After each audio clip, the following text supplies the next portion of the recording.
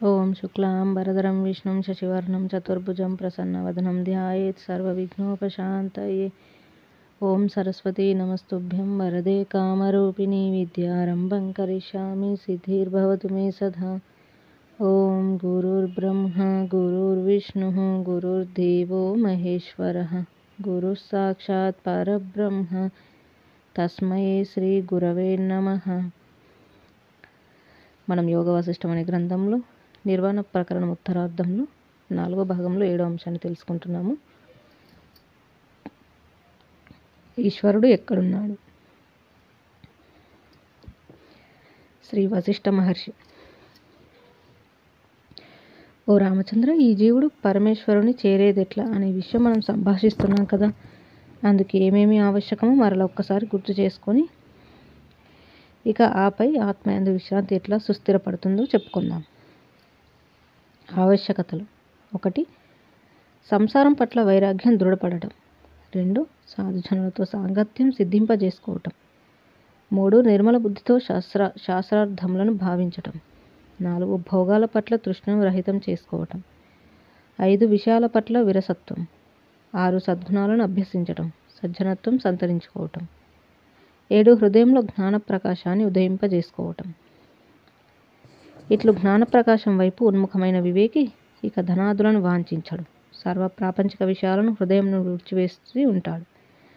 అప్పుడు అతనికి స్త్రీ, ధన, బాంధవ్యాదులు కూడా భారంగా అనిపిస్తాయి. యథాశక్తి యథాకాలం వాటిని మనసుచే త్యజించి వేసి ఉంటాడు. ఇక ఈ ఇంద్రియాలు ఇంద్రియార్థములలో ప్రవర్తిస్తూ ఉన్నప్పటికీ వాటి యందు అతడు తప్పనిసరిగా సంలగ్నం కావాల్సి వస్తున్నప్పటికీ అంతరంలో పరమశాంత చిత్తుడై ఉండటం చేత వాటినన్నింటినీ పొందకే ఉంటున్నాడు. అతనికి ఇక ఏకాంత దశలలో కానీ, సరోవరాలలో కానీ, అరణ్యాలలో కానీ, వనవాటికలలో కానీ, పవిత్ర స్థానాలలో కానీ, స్వగృహంలో కానీ, మిత్రులతో ఏర్పడే క్రీడా విలాసాలలో కానీ, ఉత్తమ ఉద్యానాలలో కానీ, భోజనాది క్రియాకలాపాలలో కానీ, శాస్త్ర తర్క వితర్కాలలో కానీ ఆసక్తి ఉండదు. వాటిలో వేటి యందు దీర్ఘకాలం ఉండడు. అతడు ఎల్లప్పుడూ తన యందే వెలుచు ఉంటాడు. అతడికి పరమశాంతుడై ఉంటాడు. ధాంతుడై అనగా ఇంద్రియములను జయించిన వాడై ఉంటాడు. ఆత్మారాముడుగాను, మునిగాను, విఘ్నైక నిరతుడుగాను ఉంటాడు. దేహ ఇంద్రియాలకి సాక్షి అయినట్టి ప్రత్యేగాత్మ యొక్క అన్వేషణలో మాత్రమే ఉంటాడు. తాపంచే సంతృప్తుడైన మనుజుడు చల్లటి నీళ్లతో స్నానం చేసి విశ్రాంతి పొందుతాడు చూచావా. ఆ ప్రకారంగా ఆత్మాన్వేషణం అనే అభ్యాసం చేత శాంతుడవుచున్న యోగి పరమపదమగు ఆత్మయందు విశ్రాంతిని సంపాదించుకుంటున్నాడు. శ్రీరాముడు: ఏ మహాత్మ, ఈ బాహ్య అభ్యంతర రూపమైన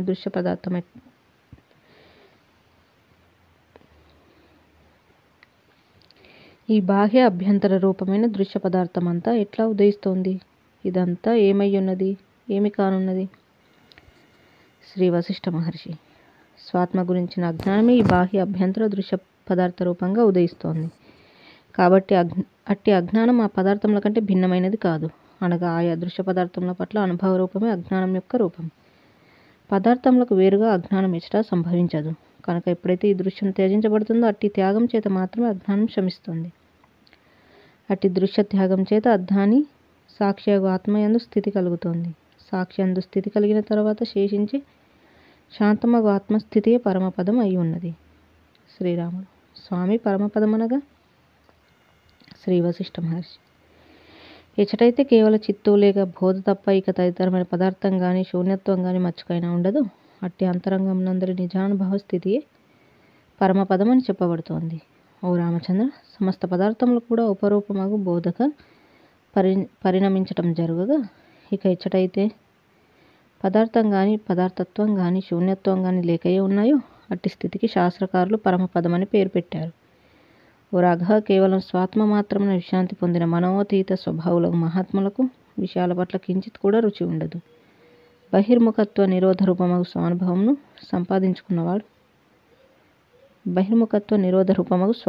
సంపాదించుకున్నవాడు మౌని. ఈ శరీరాదులందు ఇవి సుస్థిరం అన్న అభిప్రాయం లేనివాడు ఆత్మజ్ఞుడగు మహనీయుడు చిత్రంలో లిఖించబడిన నదీ జలంలాగా నిశ్చలంగా ఆత్మ స్వభావమునందే నెలకొని ఉంటాడు. ఇక ఆత్మజ్ఞాని యొక్క హృదయం సర్వ పదార్థములతో కూడికి ఉన్నప్పటికీ, పదార్థరహితంగాను విస్తారమై ఉన్నప్పటికీ, పరమాణు సదృశ్యంగాను, అశూన్యమైనప్పటికీ శూన్య సమంగాను ఆత్మజ్ఞాని యొక్క హృదయం భాసిల్లుతోంది. ఈ అహంభావం ఈ జగత్తు యొక్క చేష్టలు, దేశ కాలాదుల కల్పన, జ్ఞాతృ జ్ఞాన జ్ఞేయములతో కూడుకున్న త్రిపుటి, శూన్య అశూన్యములు ఈ మొదలైనవి ఎదురుగా ఉన్నప్పటికీ ఆత్మజ్ఞాని యొక్క దృష్టిలో ఇవన్నీ మిథ్యామాత్రంగాను, స్వతహాగా కించిత్ కూడా లేనివిగా అవుతున్నాయి. మానవాకార జ్ఞానసూర్యుడు. దీపం వెలుగగానే అంధకారం పటాపంచలైపోతుంది చూచావా? నిర్మలమగు ఆత్మపదమనే వెలుగును అధిరోహించినట్టి జ్ఞాని యొక్క హృదయంలో దృశ్యం, రాగం, ద్వేషం, భయం అనే అంధకారానికి చోటు ఉండదు.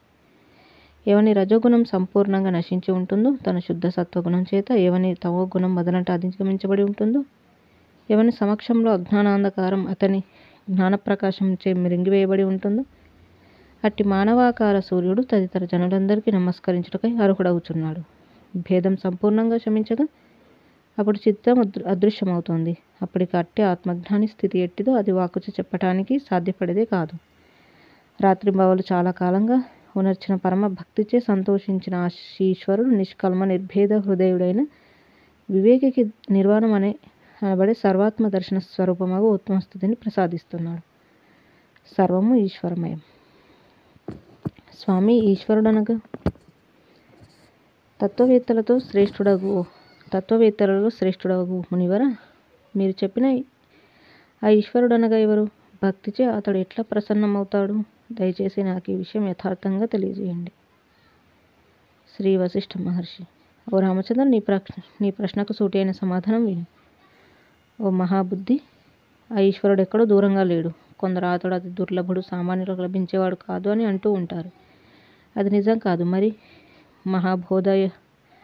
మహాబోధమయైక స్వరూపమగు స్వాత్మయే ఆ పరమేశ్వరుడు.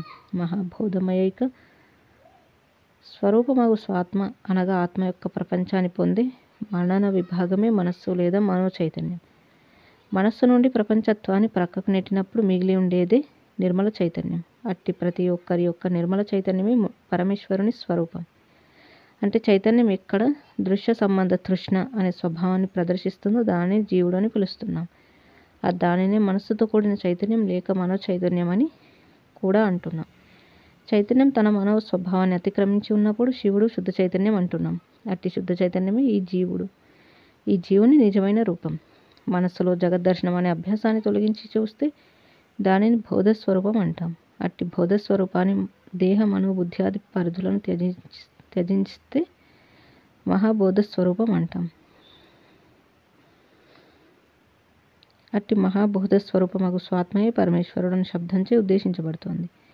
ఈ సమస్తం ఆ పరమేశ్వరుని కొరకే అయి ఉన్నది. ఆ పరమేశ్వరుని నుండే ఈ సమస్తం ఉత్పన్నమవుతున్నది. ఆ పరమేశ్వరుడే ఈ సమస్తం అయ్యి అంతటా కూడా వ్యాపించి ఉన్నాడు. సహజీవుల హృదయంలో వెలుగొందుచున్నది అతడే. ఆ పరమాత్మే సర్వాన్ని ఆక్రమించుకొని సర్వమయుడై ఉన్నాడు. సర్వమునందలి నిత్యుడు అతడు మాత్రమే. సర్వస్వరూపుడు సర్వాత్మకుడు అగు ఆ పరమేశ్వరునికి మేము నిత్యం ప్రణమిల్లుచున్నాము. ఆ పరమేశ్వరుని నుండి ఈ సృష్టి స్థితి ప్రళయం అనే చమత్కార విశేషాలన్నీ జనిస్తున్నాయి. ప్రపంచంలో సర్వము కార్యకారణములచే ఏర్పడుచున్నాయి. అయితే ఆ పరమేశ్వరుడెవడు? అతడు స్వయంగా కారణరహితుడు అయినప్పటికీ అతడే సర్వకారణములందు వ్యాపించి ఉన్నాడు. అంతేకాదయ్య, సర్వ ప్రాణులలోని ప్రాణాదుల గతులన్నీ అతని వలననే సంభవిస్తున్నాయి. ఈ ప్రాణకోట్లంతా తాము కోరుకున్న పదార్థములను ప్రసాదించటానికి గాను ఆయనని నిరంతరం ఆయా అన్ని చోట్ల అనేక నామరూపాలతో పూజిస్తున్నారు. ఈ జీవులు తమ యథేష్టమగు రుచిని అనుసరించి అనేక జన్మలలో ఆయన పూజిస్తూ ఉండగా వారి పట్ల ప్రసన్నుడవుచున్నాడు. మహాదేవుడు పరమేశ్వరుడు సర్వాత్మకుడగు ఆయన ఈ జీవులు చేసే పూజలకు ప్రసన్నుడై బోధ కొరకై పవిత్రుడగు తన దూతను ప్రేరేపణ చేయుచున్నాడు. వివేక మహత్యం. శ్రీరాముడు. మునింద్ర, ఆత్మస్వరూపుడగు ఆ పరమేశ్వరుడు తన దూతను ప్రేరేపిస్తున్నారు? ఆ దూత ఏ రీతిగా బోధ చేస్తున్నారు వివరించండి. శ్రీ వశిష్ఠ మహర్షి. ఆత్మస్వరూపుడగు ఆ పరమేశ్వరునిచే ప్రేరేపించబడే దూత మరెవరో కాదు, ఆయన ఈ జీవులలో గల వివేకంని ప్రేరణ చేస్తున్నారయ్యా. హృదయంలో ప్రవేశించిన ఆ వివేకం అనే దూత ఆకాశంలో ప్రవేశించిన చంద్రుని వలె అత్యంత ఆహ్లాదకారకుడవుచున్నాడు. ఆ వివేకం అనే దూత వాసనామయుడవు ఆ జీవునికి క్రమక్రమంగా ఉద్బోధ చేస్తున్నాడు. క్రమంగా ఆ వివేక దూత సంసార సాగరం నుండి తరింపజేస్తున్నాడు. బోధనా స్వరూపుడగు ఆ అంతరాత్మయే ఉత్తముడగు పరమేశ్వరుడయ్యా. మరి అతని పేరు నామరూపాలను ఆయనకి ఆపాదించటం ఎట్లా? అది అట్లా ఉండగా నామరూపాదులు సహాయం లేకపోతే ఆయనను మననం చేయటం ఎట్లా? అందుచేత వేద సమ్మతమైన ఓం అకార ఉకార మకారాలు అనే ప్రణవమే అతన్ని వాచకమై ఒప్పుచున్నది. ఈ దేవతలు, మనుజులు, నాగులు, అసురులు మొదలైన వారంతా కూడా వారి వారి బుద్ధి, ఊహ, ప్రమాణం, సంస్కారములను అనుసరించి నామరూప సహితంగానో లేక నామరూప రహితంగానో వారి వారి జప, హోమ, తప, దాన, పఠన, యజ్ఞ, యాగాది ఆయా క్రియాక్రమములచే ఆ ఓంకార వాచక పరమేశ్వరుణ్ణి నిత్యం ప్రసన్నం చేసుకునే ప్రయత్నంలో ఉన్నారు. స్వర్గం ఆ పరమేశ్వరుని శిరస్సు, భూమి ఆయన పాదాలు, నక్షత్రాలు ఆయన రోమ సమూహములు, సమస్త ప్రాణికోట్లు ఆయన అస్థులు, ఆకాశం ఆయన హృదయం. చిత్స్వరూపుడైనట్టు ఆ పరమేశ్వరుడు అన్ని చోట్ల ప్రవేశిస్తున్నాడు. అంతటా నిరంకుశంగా ప్రవేశిస్తున్నాడు. సర్వదా ఆయన మేల్కొనియే ఉన్నాడు. సర్వులను గాంచుతూనే ఉన్నాడు. సర్వుల లక్ష్య స్వరూపుడు అయి ఉన్నాడు. సర్వత్రా చేతులు, పాదములు, చెవులు, నేత్రములు మొదలైన ఇంద్రియాలన్నీ ధరించుచున్నది ఆయనే. ఆ పరమాత్మ ఈ జీవుని ప్రార్థనాదులకు సంతోషించి అతని యందు వివేకం అనే దూతను ఉద్బోధిస్తున్నాడు కదా. ఆ వివేక దూత హృదయంలో ప్రవేశించి చిత్తం అనే పిశాచమును చంపి ఈ జీవునికి తన యొక్క మహత్తరమైన ఆత్మపదమును పొందింపచేస్తున్నాడు. స్వాత్మయగు పరమేశ్వరుని శరణు వేడండి. కాబట్టి ఓ ప్రియ జనులారా, మీరంతా మీ పురుష ప్రయత్నంచే అనర్థాయుతాలైన సమస్త వికారాలను, సమస్త వికల్ప సమూహములను త్యజించండి. సర్వ ప్రయత్నాలచే స్వయంగా ఆత్మచేతనే ఆత్మభూతుడవు ఆ సర్వాత్మకుని పరమేశ్వరుని ప్రసన్నం చేసుకోండి. ఈ సంసారం అనగా ఏమిటో కాస్త గమనించండి. అతి చపలమైనట్టి మనస్సు అనే పిశాచంతో కూడుకున్నది, శోకమోహాదులు అనే మేఘాలచే క్రమ్ముకున్నది ఈ సంసారం హృదయంలో వ్యాపించి ఉంది. మరిక స్వాత్మయగు పరమేశ్వరుని శరణు వేడటమే ఉపాయం. ఆయనే వివేక సూర్యుని రూపంలో ఈ సంసారాంధకారాన్ని పటాపంచలు చేయగలడు. సంసారం మిట్టిదో వినండి. అది ఒక అగాధం వంటిది. ఇందులో మరణం, పునర్జన్మ మొదలైన దురవస్థలు, ఆవర్తాలు కలిగి ఉన్నది. అతి వ్యాకులమై ఉంటుంది. తృష్ణ అనే చంచల తరంగాలు యథేచ్ఛగా సంచరిస్తున్నాయి. మనస్సు అనే సుడిగాలి ఇందులో అవిశ్రాంతంగా వీస్తోంది. ఇందులో ఇంద్రియ విషయాపేక్షలనే మొసలు సంచరిస్తున్నాయి. అట్టి ఈ సంసార సముద్రాన్ని దాటటానికి ఉన్నది ఒక్కటే ఉపాయం. అదే వివేకం అనే నావను ఆశ్రయించటం. ఓ ప్రియజనులారా, ముందుగా మీకు అభిమతమైన మార్గంలో పూజ, తపస్సు మొదలైన వాటితో ఆ పరమేశ్వరుని సంతోషింపజేయండి. ఆయన వివేకం అనే పవిత్రమైన దూతను మీకు ప్రసాదిస్తున్నాడు. ఇక సత్సాంగత్యం, శాస్త్రాభ్యాసం అనే పరమార్థ బోధను ప్రవృద్ధం చేసుకోండి. మీ వివేకం క్రమక్రమంగా వికసించుగాక. అప్పుడు ఆ వివేక దూత పరమార్థ బోధ ద్వారా ఈ జీవుని నిర్మలం, ఏకం, అద్వితీయం, ఆద్యమైనట్టి ఆత్మపదాన్ని పొందింపజేయగలడు. జై శ్రీరామ్. ఈ విధంగా మనకి ఈశ్వరుడు ఎక్కడున్నాడు అనే అంశాన్ని గురించి తెలియజేశారు. ఆయన ఎక్కడో లేదు, మన స్వరూపమే ఈశ్వరుడు. ఆయన దూతగా పంపించినది ఎవరినంటే వివేకము. ఆ వివేకంతో మన జ్ఞానాన్ని తెలుసుకొని అందులో నిలబడ్డమే ఆ ఈశ్వరుడు రూపాన్ని దర్శించడం అని తెలియజేశారు. ఇక తర్వాతి అంశము 8. వివేకి యొక్క దర్శనం, మననం, అనుభవం.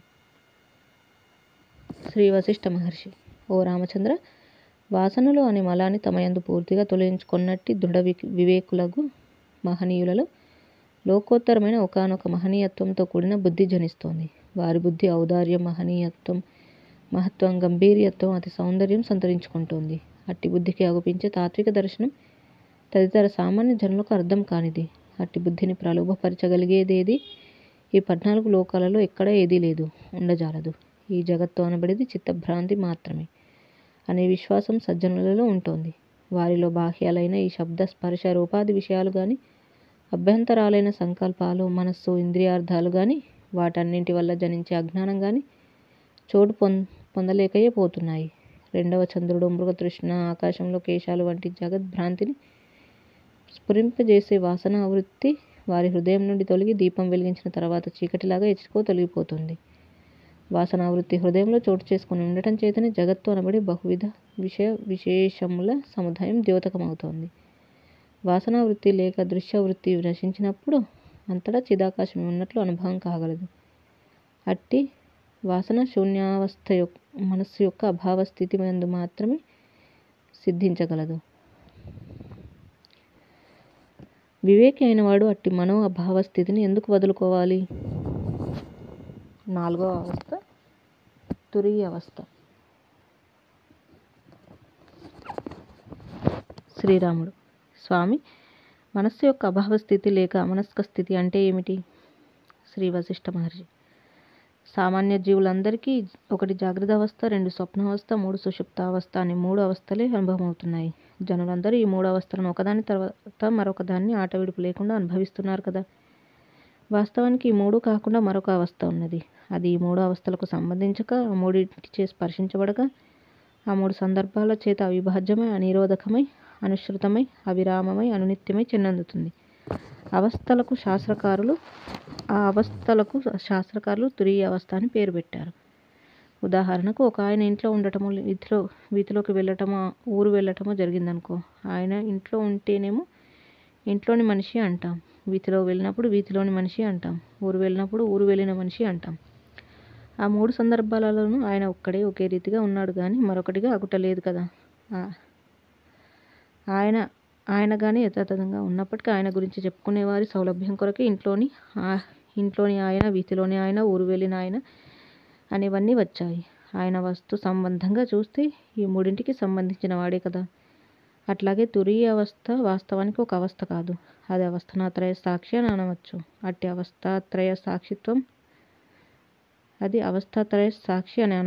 అట్టి అవస్థాత్రయ సాక్షిత్వం సంపాదించుకొని ఉన్న వివేకి యందు అజ్ఞానం నశించి ఉండటంచే వాస్తవానికి ఈ జగత్తు చూచుటే లేదు. అయినా కూడా ప్రారబ్ధ విశేషం చేత అతడు ఈ జగత్తులో దేహాన్ని ధరించి కనబడుచున్నాడు. కాబట్టి అతడు జాగృతిని చూస్తూ ఉంటే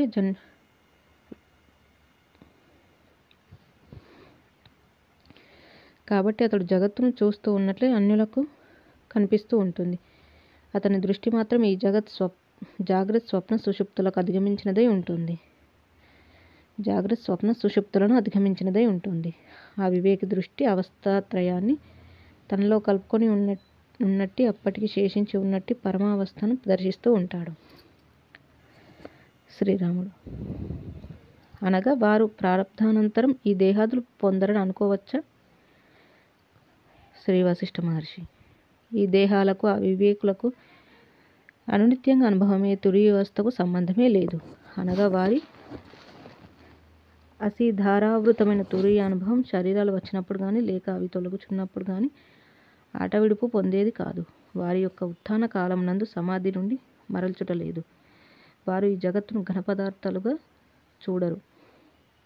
రత్నం యొక్క వివిధ కాంతిపుంజాలు వివిధమైన దిక్కులు ప్రసరిస్తూ ఉన్నప్పటికీ ఆ వేరువేరు కాంతిపుంజాలు రత్నములకు సంబంధించినవే కదా. అట్లాగే వారికి జగత్తులో కనిపించే భేదమంతా అభాసమాత్రంగా పరమాత్మ యొక్క కిరణపుంజంగా కనిపిస్తుంది. వారికి ఈ జగత్తుగానే కనిపిస్తూనే మరొక ప్రక్క ఇదంతా శూన్యమాత్రంగా సుస్పష్టమవుతూనే ఉంటుంది. స్వస్వరూప చమత్కారంగా అనుభవం అవుతోంది. వాస్తవానికి ఇక్కడ కనిపించే భూతజాలం అనగా జీవులు, దేహములు మొదలైనవి సత్యం కాదు. అట్లాగే జగత్తు కూడా ఆ రీతిగానే శూన్యత్వం అనున్నది కూడా అవి లేవు, మరి ఉన్నట్లుగా కనిపిస్తున్నాయి కదా అని అంటావా? అవన్నీ కూడా సర్వశక్తిమంతుడు బ్రహ్మం అనే రత్నం యొక్క కిరణ సమూహంల విలాసం మాత్రమే. జలం అనేక తరంగాలుగా కనిపిస్తున్నప్పటికీ అన్ని తరంగాలలో కనిపించేది ఒకే జలమే కదా. అనేక బంగారు ఆభరణాలలో కనిపించేదంతా బంగారం ఒక్కటే కదా. అట్లాగే అనేకత్వం వాస్తవానికి లేదు. కాబట్టి ఇక సృష్టియే లేదు. సృష్టియే లేనప్పుడు నాశన రూపమగు ప్రళయం మాత్రం ఎక్కడున్నది? అది లేదు. ఈ కనబడేదంతా స్వకీయ కల్పనమే. శ్రీరాముడు జగత్తులో కనిపించే సృష్టి స్థితి లయాలు, జన్మ జీవన మృత్యువుల మాటేమిటి? శ్రీ వశిష్ఠ మహర్షి ఈ జీవుడు దేహం పొందవచ్చు, కోల్పోనవచ్చు. వాస్తవానికి జీవుడు స్వతసిద్ధమైన స్థితి దృష్ట్యా జన్మించటం లేదు, మరణించటం లేదు. ఇక ఇవన్నీ అంటావా? ఇవి కల్పనాను చమత్కారం యొక్క విన్యాసం మాత్రమే. అలాగా కల్పనే మూర్తివంతమై ఈ విధంగా జగత్తు రూపంగా భాషిస్తోంది. అంతేగాని ఇక్కడ మూర్తివంతమైనదేది యథార్థానికి లేదు.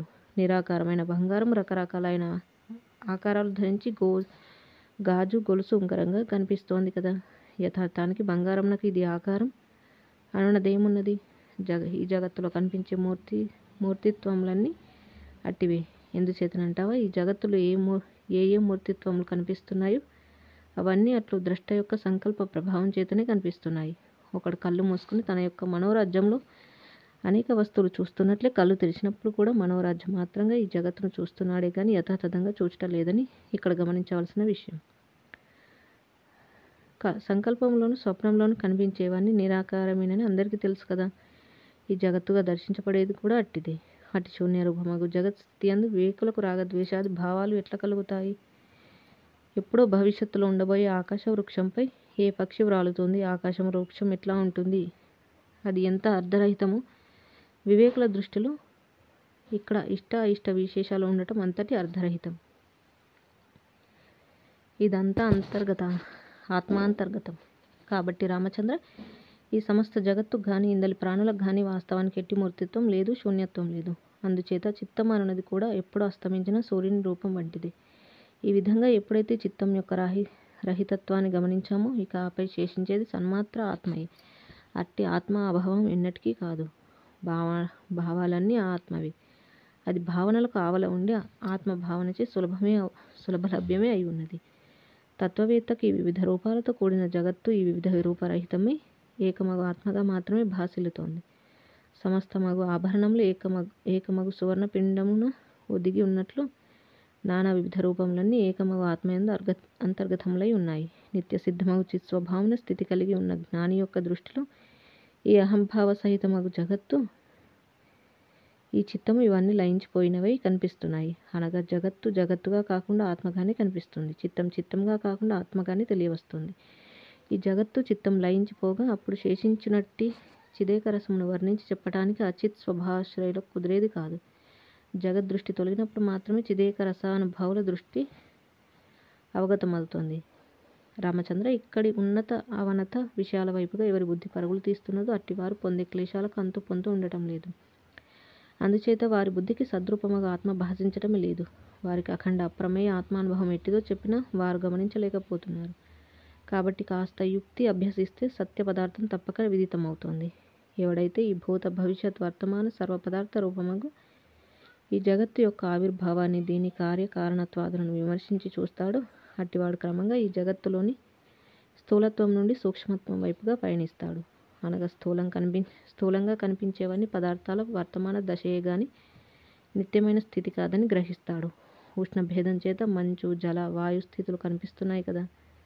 వాస్తవానికి ఈ జగత్తు యొక్క స్థూల సూక్ష్మ స్థితులను అధిగమించి పరిశీలించినప్పుడు శేషించినది సన్మాత్రం, అఖండ బోధ రూపం అగు ఆత్మయేనని గ్రహించబడగలదు. అనగా ఈ జీవుడు స్థూల విషయములైన దేహాదులు, తత్సంబంధమైన ఆయా విషయాలు కాదు.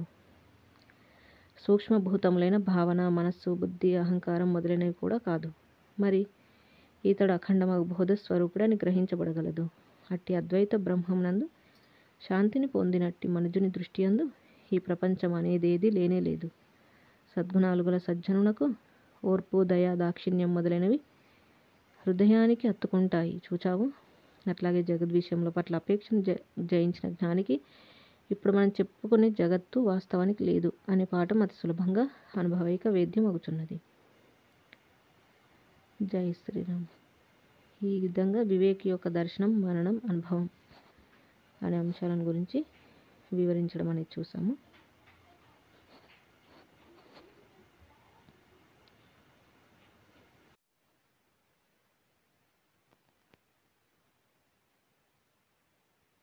ఇంద్రియైర్వా బుద్ధ్యాత్మనా వా ప్రకృతే స్వభావాత్ కరోమి యద్యత్ సకలం పరస్మై నారాయణాయేతి సమర్పయామి. స్వస్తి. ఓం తత్సత్. ఓం శుక్లాంబర